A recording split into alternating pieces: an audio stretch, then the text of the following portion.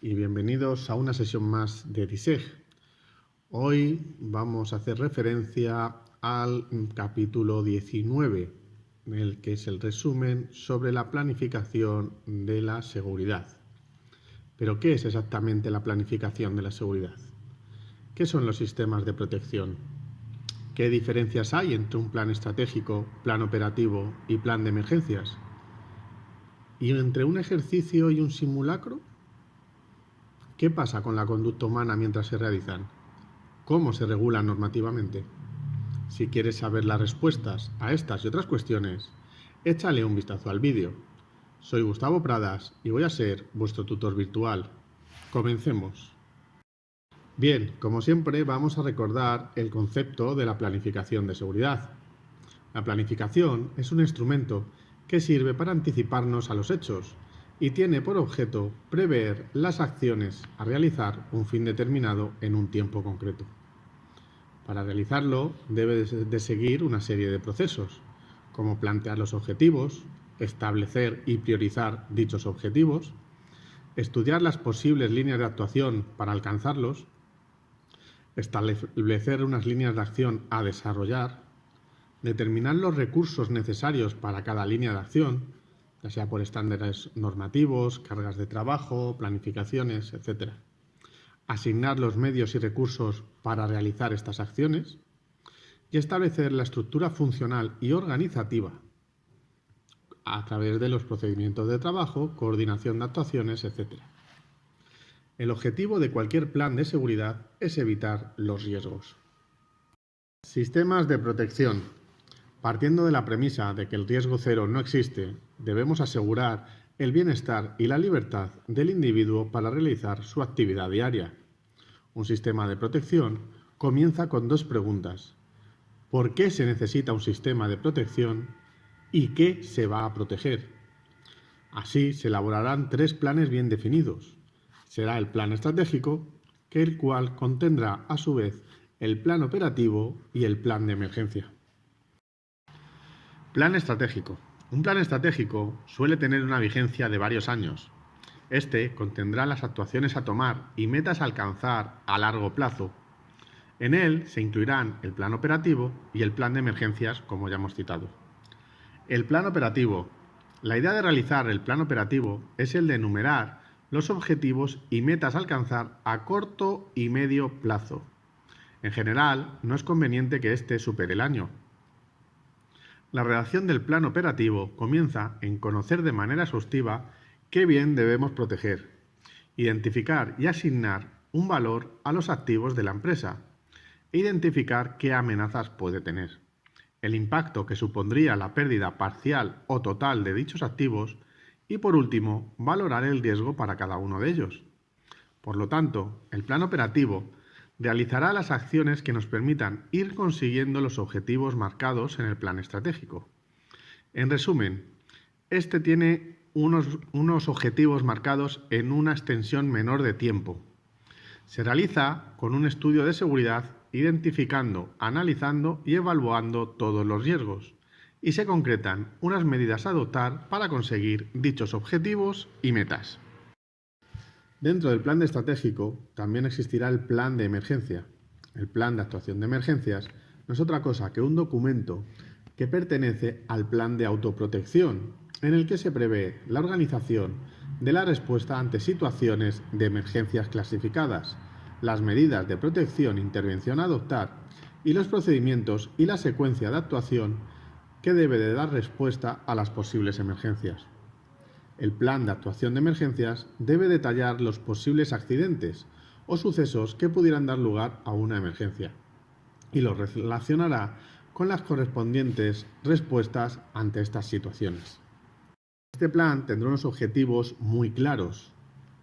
Lo primero es que debe de existir una planificación, que no es otra cosa que la preparación de las líneas de actuación para hacer frente a estas situaciones.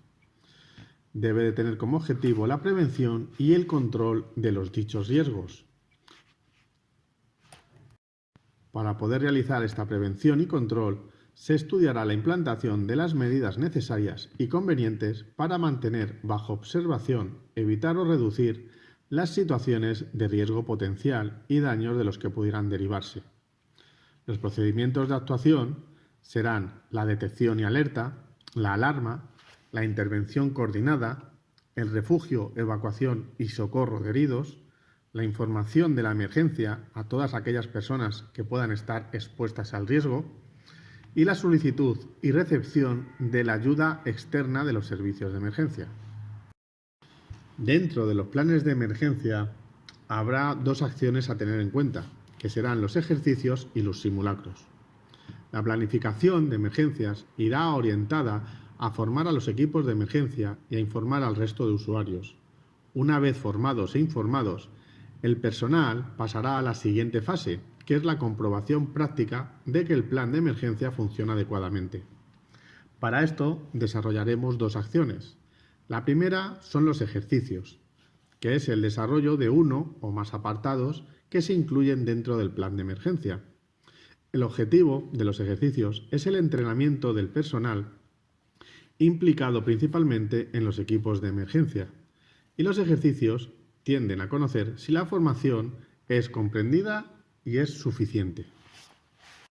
Por otro lado, tenemos los simulacros, que tienen un carácter más amplio que los ejercicios. Su objetivo es verificar la operatividad del plan, es decir, cómo actúan los medios técnicos y humanos y si se realiza de manera eficiente y coordinada. Dicha coordinación puede ser además supervisada por apoyos de grupos externos como policía, bomberos, servicios médicos, etc. Cuando se realiza un simulacro, implica a todos los participantes que pudiesen verse envueltos en una situación real. Vamos, para resumir todavía más. El ejercicio es una acción puntual que verifica si funciona todo correctamente con los recursos de la organización. En cambio, el simulacro se realiza con los recursos de la organización y todos aquellos externos que estén disponibles, como ambulancias, policías, bomberos, etc. Dentro del plan de emergencias hay que tener en cuenta factores muy importantes, como es la conducta humana en situaciones de emergencia. Dentro del ámbito de la planificación y protección ante las emergencias, el comportamiento humano juega un papel crítico. La masa es la concentración de personas en las que se difumina la responsabilidad del individuo. La multitud obedece a reacciones inconscientes muy diferentes.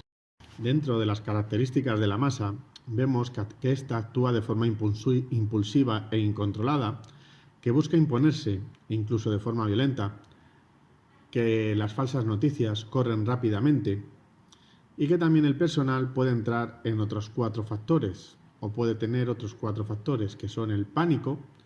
Este es necesario de controlarse para que no funcionen de una forma impulsiva y racional.